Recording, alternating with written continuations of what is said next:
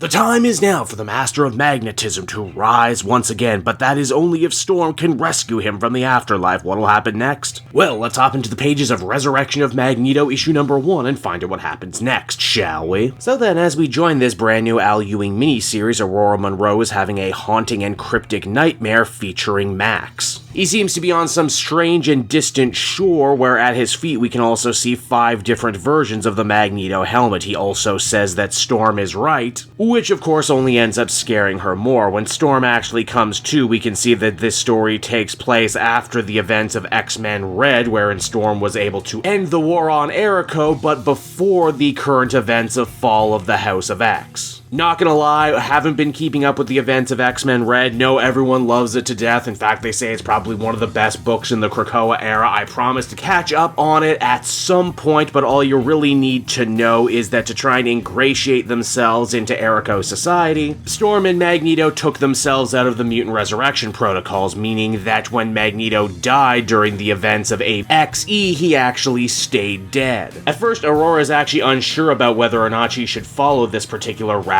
down the hole. I mean, after all, she has her planet back, she has the love of a good man in her life. Surely this would only be inviting more chaos into her already chaotic life, but hey, this is comic books, and thankfully there's more than one way to bring someone back from the dead. Now, I thought all I had to know to read this series was what was going on in X-Men Red, but turns out Tricky Al Ewing also uses this story as an excuse to check in on his new version of the Defenders, including Blue Marvel, Adam Bashir, as well as Galactus's time-traveling mother. Turns out in that series, when they learned about the enemy of Eternity, they now know beyond the shadow of a doubt that Eternity was probably talking about the Dominions. Meaning everything that was happening in the Defenders book and the X-Men books were actually much more closely related than we ever could imagine. Storm comes to Blue Marvel and asks for his help in trying to hack their way into the waiting room. Don't remember what the waiting room is? Basically, it was that magical splinter dimension between life and death that the Scarlet Witch had created during her own big special event story. Come to think of it, I don't think anyone actually made use of that place until right now, unless it happened in a book I wasn't reading, and if so, I'm surprised it took them this long, but also, hey, kudos on using it as a backdoor to try and get Magneto back to life. All the Krakoan gates might be down, but if Red Root and Insaba Nur can manage to jerry-rig a way to travel in between places, then surely Blue Marvel can do the same for Storm using magic, and before you can say I am the way and the light, Aurora Monroe finds her way into the waiting room, but oh wait, she's not alone there. We see several embodiments of several powerful cosmic forces throughout the Marvel Universe, including Eternity, Mistress Death, the Knower, the Living Tribunal, and I think the snake on the wheel is actually supposed to represent the Judeo-Christian gods, so do with that what you will. But of course, there's also Tarn the Uncaring, Erico's own twisted answer to Mr. Sinister. He's just kind of been waiting around for a chance to be resurrected, not knowing that the protocols have been all messed up. At first, he seems actually mildly cordial and respectful to Aurora, that is, of course, until she ends up dropping the fact that she's come here for the sole purpose of resurrecting Magneto, the man who killed Tarn in the first place. So naturally, a big fight ends up breaking out, though this one is a little different because they're fighting in a realm of magic. All the old rules are pretty much thrown out the window. Tarn claims to be a master of genomancy and is able to twist his own form to kaiju levels. Storm and Tarn also both wonder during the length of this battle, hey, what happens if you die in the waiting room? Does that mean you're just dead forever? It's also here we're reminded that Ewing has actually been going out of his way to tell a bunch of different stories relating to Storm embracing her own magical heritage. Again, we saw in the Sins of Sinister timeline, she had actually managed to fuse her Omega-level weather manipulating powers with ancient mysticism, becoming something unto a god. And here, once again, Storm ends up tapping into her knowledge of symbology, saying that it's ultimately at the root of all magic, and also, hey, Tarn has been standing on a cloud this whole time, meaning that taking him out with a lightning bolt is pretty easy. Of course, even with Tarn gone, Storm still has to wonder how the hell the waiting room works. Luckily for her, she ends up getting some very valuable insight in the form of Ashakti, aka one of her own ancestors, a new mutant introduced back in the 80s, and who thanks to new stories like the ones told in Rogue and Gambit has actually been brought back to prominence now as a major connection to Storm and the magical world. This lady's been dead for a few thousand years, and she answers a very important question, and that is, hey, if this is supposed to be the mutant's own slice of the afterlife, the waiting room, why aren't there more souls here waiting? The answer is actually quite simple. They all got bored after a while and were eventually forced to pick a door. Some went to their ultimate punishment, some went to their ultimate rewards, some were reincarnated, but hey, don't worry, death is never the end in the Marvel Universe because there's always a good chance he'll be brought back. As far as finding Magneto goes, it seems that Aurora has been going about this all wrong. She's been trying to climb an invisible tower when in reality, if she wants to find Max, she's going to have to fall all the way down. And when you know it, it's while falling she ends up making a rather very interesting first introduction. You see, while it's falling outside time and space in the realm of the gods, Storm actually ends up coming face to face with the Phalanx Dominion. Basically, if you've been paying attention, the Phalanx Dominion is the final form of the AI brains that Nimrod and Omega Sentinel have been trying to usher in. It seems that the Phalanx Dominion is actually angry and confused at the existence of a possible new Dominion in the form of Enigma, the ultimate final form of Nathaniel Essex and all of his clones. Also, I could be reading this wrong, but I think the implication from this little exchange here is that the Dominion is actually on the same par as the Beyonders when it comes to cosmic power, which is pretty damn huge. After this literal meeting with God, Storm continues to fall down this rabbit hole until she ends up reaching the Unbroken City, a domain that carries with it basically all the hallmarks of hell, but we promise isn't actually hell. It's here we see what has become of Magneto. It seems that he's lost his eyes and is trapped in a never-ending tunnel with the names of all of the lives he's taken etched on the wall. Yep, this is most certainly hell as the comic comes to an end. And so that was Resurrection of Magneto issue number 1, everybody, and if it sounded like I knew what I was talking about when covering this book, I promise I was winging it way more than I care to admit. I feel like I missed a whole lot here not actually reading X-Men Red. I feel like there's a lot I probably have to understand about where Storm is right now mentally as a character and how her relationship with Magneto has changed. I mean, the book definitely tries its best. There's a great splash page wherein we see Storm and Magneto from across publication history, and Aurora basically comes out and says, yeah, we had a complicated relationship. But I'm still here to save him anyway because we have unfinished business, and also if Mutant Kind is going to overcome Orchis, we could probably use all the help we could get. I also can't help but shake the feeling too that all the other X-Men books that are currently on the shelves right now that aren't Fall of the House of X and Rise of the Powers of X all kind of have this feeling to them of, okay, we gotta wrap this up. Just throw everything in the pot, every idea, every unfinished concept, because there's a good chance that this is gonna be the last we're gonna get to write on this era for a while, so we better get it all out while we can. And while part of me certainly has to love the enthusiasm in which the creative team takes to doing this sort of thing, at the same time I finished this story being like, whoa, that was a lot, I'm kind of tired now. Overall, I would feel comfortable giving this one a 7.5 out of 10. It's pretty good, it might even be great, but I cannot help but shake the feeling that I am not the target audience for this one and that I might very well have missed the boat on everything that this story's trying to sell me. If you read all of X-Men Red, if you read Ewing's Defenders, I think you'll probably get a lot more out of this story, and more power to you for it.